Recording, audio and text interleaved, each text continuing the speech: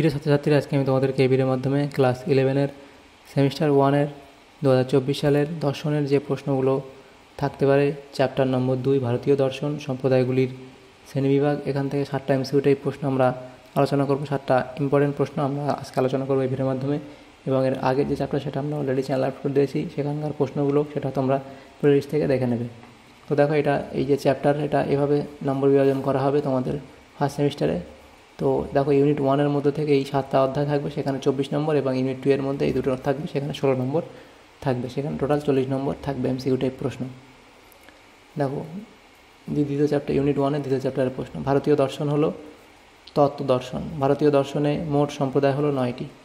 ভারতীয় দর্শনে আস্তিক দর্শন, সেটা বেদে বিশ্বাসী। নেক্সট প্রশ্ন, আস্তিক কাদের বলা হয়? যে সম্প্রদায় বেদকে প্রামাণ্য গ্রন্থ বলে মনে করে তাদের।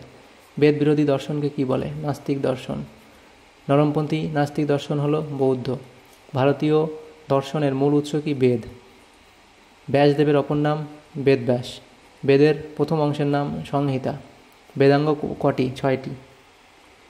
নেক্সট প্রশ্ন, আস্তিক দর্শন কি? বৈদিক।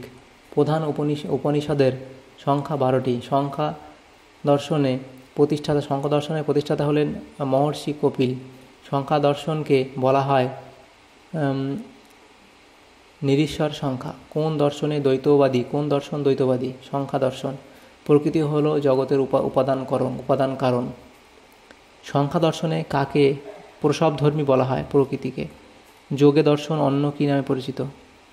শেষর সংখ্যা। যোগে দর্শনের প্রতিষ্ঠাতাকে? মহর্ষি পতঞ্জলি। যোগে দর্শনের প্রধান গ্রন্থ কি? যোগসূত্র।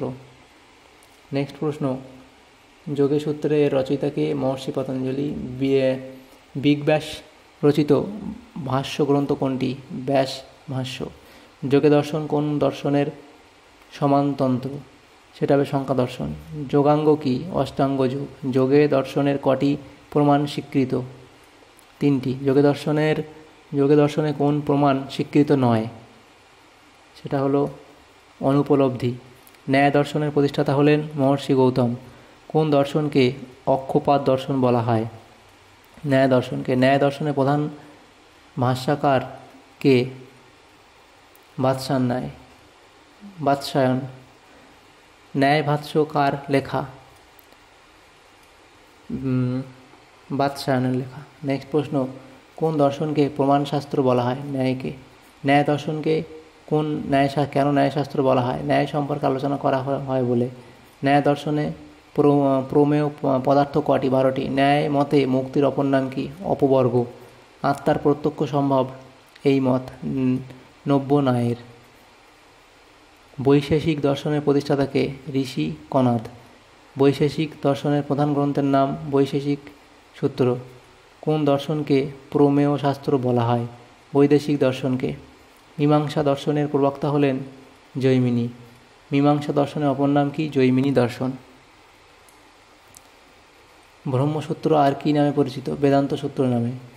সর্বদর্শন সংগ্রহ রচনা করেন মধ্বাচার্য। বেদান্ত দর্শন বলা হয় উত্তর মীমাংসাকে। বেদান্ত শব্দের অর্থ হলো বেদের অন্ত বা শেষ। শ্রীভাষ্য কার লেখা? রামানুজের লেখা। অদ্বৈতবাদের প্রতিষ্ঠাতা হলেন গৌড়পাদ। বিশিষ্টা দ্বৈতবাদের প্রতিষ্ঠাতাকে? রামানুজ। ব্রহ্ম পরিণামবাদীকে? রামানুজ। সবচেয়ে প্রাচীন ভারতীয় দর্শন সম্প্রদায়টি হলো চার্বাক। কোন সম্প্রদায় ভোগবাদী নামে পরিচিত? চার্বাক। নেক্সট প্রশ্ন, কোন দার্শনিকরা আকাশকে স্বীকার করেন না? চার্বাক। কোন সম্প্রদায় ভোগবাদী নামে পরিচিত? চার্বাক। জৈনদের প্রথম তীর্থঙ্কর হলেন ঋষভদেব। জৈনদের সর্বশেষ তীর্থঙ্কর হলেন মহাবীর। বৌদ্ধ দর্শন হলো বেদ বিরোধী দর্শন। বৌদ্ধ সম্প্রদায় হলো 4টি। যোগাকার মতবাদ হলো বিজ্ঞানবাদ। ক্ষণিকবাদের ভিত্তি হলো প্রতীত্ব সমুৎপাদবাদ। মহর্ষি কপিল হলেন সংখ্যা দর্শনের প্রতিষ্ঠাতা। জৈন দর্শন কটি সম্প্রদায় বিভক্ত? 2টি। তাহলে দেখো, আজকে আমরা দ্বিতীয় অধ্যায়ের 7টা এমসিকিউ প্রশ্ন আলোচনা করলাম। তো যদি তোমাদের সামর্থ্য পড়ে এসে থাকে, ভিডিওটা অবশ্যই লাইক করবে, আর বেশি বেশি করে বন্ধুদের সাথে শেয়ার করবে, এবং চ্যানেলটাকে অবশ্যই সাবস্ক্রাইব করে রাখবে পরবর্তী চ্যাপ্টারের প্রশ্ন উত্তরগুলো পাওয়ার জন্য। Thanks for watching.